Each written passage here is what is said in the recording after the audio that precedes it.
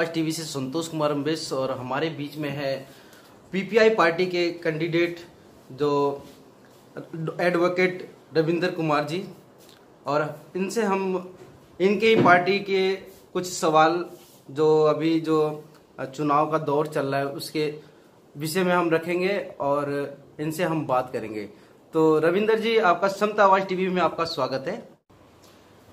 जय भीम, जय भीम। रविंदर जी, हम आपसे ये जानना चाहेंगे कि आप जो है पीपीआई पार्टी के आप एक कैंडिडेट, उभरते हुए कैंडिडेट नजर आ रहे हैं, और मुझे लग रहा है कि जो पीपीआई पार्टी है कहीं ना कहीं दलित, शोषित और जो बहुजन और तमाम मूल निवासी संघ के जो लोग हैं उनके अधिकारों को पूरा करने के लिए ये पीपीआई पार्टी का गठन किया। क्या ये सच है? ये बात सच है कि हमारे देश में जो मूल निवासी बहुजन हैं उनके अधिकारों को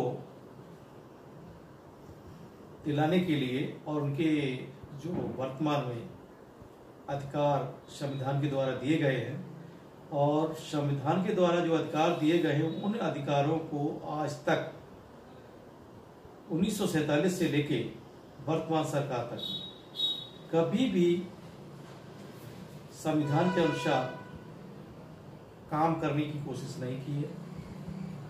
यहां तक कि जो वर्तमान सरकार काम कर रही है वह सरकार अपने मनुवाद सिस्टम के अनुसार काम कर रही है, जबकि संविधान में प्रदत्त अधिकारों का वर्तमान सरकार ने किसी भी प्रकार से निर्वहन नहीं किया है।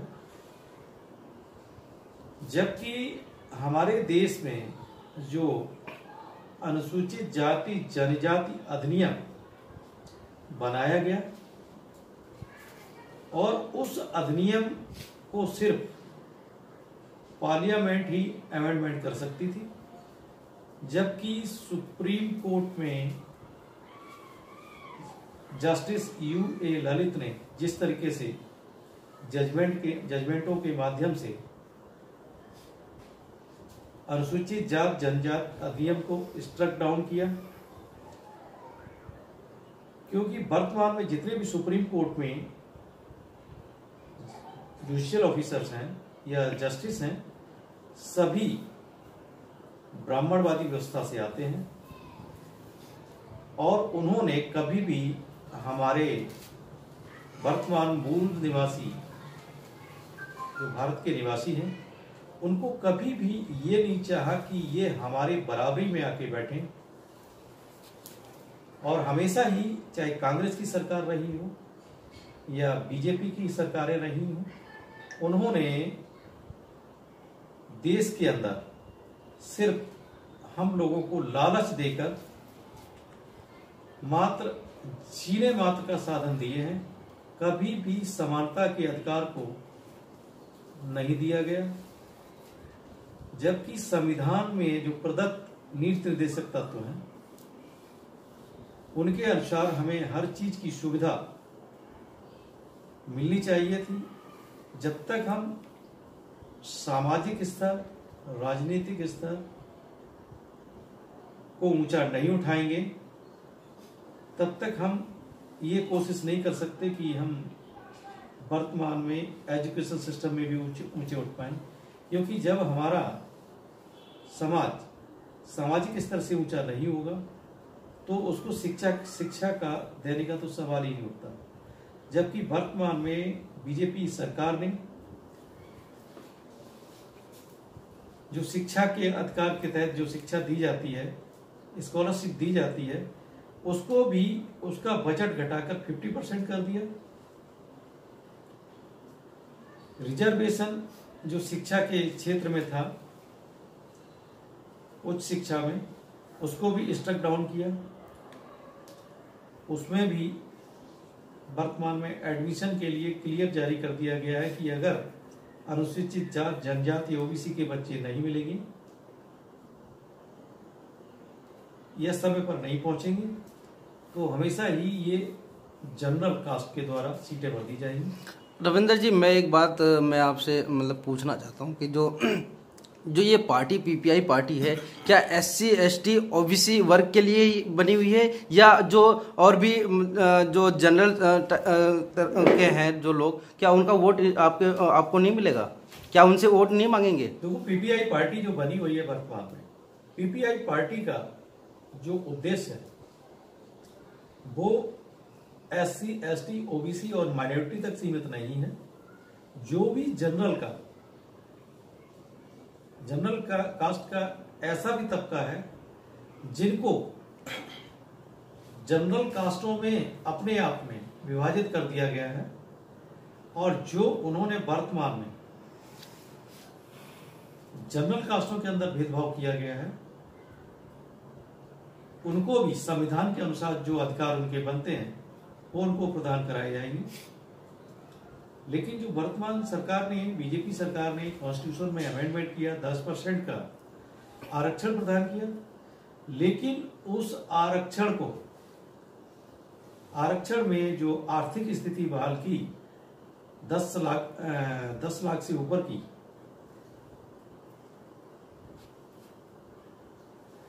तो ऐसे स्तर को तो कभी स्वीकार ही नहीं किया जा सकता, क्योंकि संविधान के अंदर कहीं भी जनरल कास्ट को रिजर्वेशन देने का कोई प्रावधान नहीं है। जबकि वर्तमान व्यवस्था में 49.5% के लगभग आरक्षण की व्यवस्था है। अगर उस व्यवस्था को पूर्ण रूप से लागू कर दिया जाए तो हमारा जो समाज, वंचित समाज है, जो बहुजन समाज है, उसको शैक्षणिक और राजनीतिक स्तर को ऊंचा उठाने में बल मिलेगा। जबकि हमारे वर्तमान में जितने भी MP हैं, उन्होंने किसी ने भी 10% आरक्षण के खिलाफ आवाज नहीं उठाई और मौन रूप से सहमति दी। जैसे कि हमारी बहुजन समाज पार्टी, जो लोग कहते थे कि हमारे अधिकारों के लिए लड़ रही है, लेकिन उन्होंने बिल्कुल भी आवाज नहीं उठाई और मौन सहमत देकर उस विधेयक को पास करा दिया। अच्छा, एक और सवाल है कि जो ऑफर आते हैं पार्टी की तरफ से गठबंधन के लिए, तो आप किस पार्टी के साथ में मतलब गठबंधन के लिए जाना चाहते हैं, या बिल्कुल स्वतंत्र रूप से आप? हमारी पार्टी किसी के साथ भी, किसके साथ करना चाहेंगे? किसी भी प्रकार का किसी के साथ कोई गठबंधन नहीं करना चाहेंगे, क्योंकि जब हमारी आबादी ही 85% से ऊपर है, हम क्यों ना अपने समाज को जोड़ें, उस समाज को आगे ले आएं। और जो विभिन्न पार्टियों में जाति प्रथा व्याप्त है, उस प्रथा के अंतर्गत हमारी पार्टी काम नहीं करेगी। हर जात का, हर समाज का आदमी हमारी पार्टी से जुड़ेगा और सबको बराबर अधिकार होगा। नहीं, जैसे कि आपको पता है कि यूपी में BSP, RLD और सपा का महागठबंधन हुआ है, और उसके तहत मतलब कि अपने कैंडिडेट उतारे हैं। और इस प्रकार का मतलब कि अगर दिल्ली में और आप मतलब कि उसमें लड़ने जा रहे हैं, तो मतलब क्या कोई ऑफर आता है पार्टी की तरफ से, तो आप ऐसा नहीं करना चाहेंगे? गठबंधन को ठुकरा देंगे? नहीं, आप नहीं चाहेंगे कि कोई कैंडिडेट मेरा आए निकल के? नहीं, हम चाहेंगे कि हम किसी से गठबंधन इसलिए नहीं कर सकते क्योंकि हमारी पार्टी की विचारधारा, जो फुले साहब और अम्बेडकर विचारधारा है, उससे हम कभी भी किसी कीमत पे अपनी स्वाभिमान से समझौता नहीं करेंगे और इस विचारधारा को हमेशा आगे ले जाएंगे। और इस विचारधारा से बहुजन समाज का ही नहीं, जो जनरल समाज में व्याप्त कुरीतियां हैं, उनका भी इसी विचारधारा से उद्धार होगा। क्योंकि हमारे देश का सिस्टम जो पंचशील के सिद्धांतों के आधार पर काम करता है, पंचशील के सिद्धांत आज विश्व में लगभग 95 कंट्रीज अपना रही हैं, लेकिन हमारे भारत देश का दुर्भाग्य है कि हमारी सरकारों की कथनी और करनी में फर्क है। कभी भी पंचशील के सिद्धांतों को आगे लेकर नहीं आते। अगर पंचशील के सिद्धांतों को आगे लेकर अगर ये आते तो देश में समानता का अधिकार जो सभी का है वो सभी को अधिकार मिलते। लेकिन वर्तमान में मौजूद भाजपा सरकार ने जिस तरह से SC, ST, OBC और माइनॉरिटी का दमन किया है जाति और धर्म को लेके, वो बहुत ही निंदनीय है। और भाजपा सरकार का वर्तमान में जाना तय है और किसी भी कीमत पर इस देश में ऐसी सरकारों को नहीं आने देना चाहिए जो सरकारें हमेशा सांप्रदायिक रही हों और देश में मौजूद लोकतांत्रिक ढांचे को नुकसान पहुंचाती हूं। जो पुराने इंस्टीट्यूशन थे उनका नाम हमेशा चेंज करते रहते हैं ताकि पुराने जो हमारे महापुरुष हुए उनके द्वारा स्थित संस्थाओं का नाम ही चेंज करके उनके नाम को विलुप्त कर दिया जाए। जैसे कि हमारे बाबा साहब के नाम से छेड़छाड़ की गई, जबकि बाबा साहब ने हमारे समाज को ही नहीं इस देश में हर नारी, हर गरीब तबके के इंसान को बराबरी के अधिकार की वकालत की है, जिसके लिए वर्तमान सरकार तैयार नहीं है। जबकि विश्व यूनाइटेड नेशंस के अंदर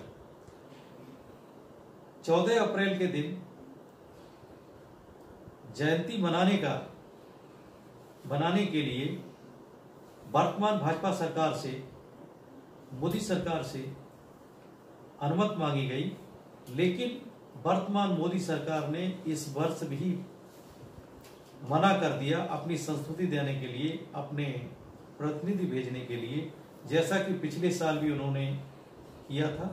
बाबा साहब की जयंती को यूनाइटेड नेशन में भारत सरकार की कोई भी सहभागिता नहीं रही थी, लेकिन पूरा विश्व आज बाबा साहब को एक विद्वान और दार्शनिक के रूप में देखता है और हमेशा बाबा साहब के सिद्धांतों पर चलकर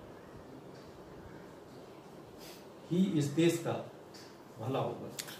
चलिए, चलते चलते एक आखिरी लास्ट क्वेश्चन होगा आपसे कि आप जनता के सम्मुख जाएंगे तो किन किन वादों को लेकर के जाएंगे, क्योंकि जनता जो है कैंडिडेट से मतलब वादे पे ज्यादा मतलब अमल करते हैं कि वो हमारे मांगों को क्या क्या पूरी कर सकते हैं। तो ऐसे क्या क्या वादे लेके जाएंगे जो कि गत जो सरकार गई है वो काफी मतलब कि अपने वादे के पुलिंदे बांध करके जनता के सम्मुख आई थी और वो कोई भी वादा जो है ना खरा नहीं मतलब निकला, कोई भी वादा पूरा नहीं हुआ। तो आप ऐसा क्या चीज, ऐसा क्या लॉजिक लेके जाने वाले जो कि जनता आपके ऊपर भरोसा करे? जो वर्तमान में लोग चुनाव लड़ रहे हैं वो जनता को प्रभावित करने के लिए आश्वासन तो दे देते हैं, लेकिन उन आश्वासनों को कभी भी अमली जावा नहीं पहनाते। जबकि जनता में जो आश्वासन दिए जाए वो संविधान के अनुसार आश्वासन दिए जाए, जिनको हम संवैधानिक तरीके से अपने फाइनेंशियल इंस्टीट्यूशन के माध्यम से पूरा कर सकें। जैसे कि हमारी जनता को हमेशा ही शिक्षा, स्वास्थ्य के बारे में अच्छी तरीके से रणनीति बनानी चाहिए, ताकि जब तक हमारे इस देश में मौजूद जनता स्वस्थ नहीं होगी तो कभी भी हम ये कल्पना नहीं कर सकते कि हमारा समाज स्वस्थ होगा। हमारा समाज से मतलब पूरे भारतवर्ष के नागरिकों से है, ना कि किसी जाति विशेष या धर्म विशेष से। क्योंकि जिस देश का नागरिक स्वस्थ होगा उस देश की व्यवस्था हमेशा स्वस्थ रहेगी।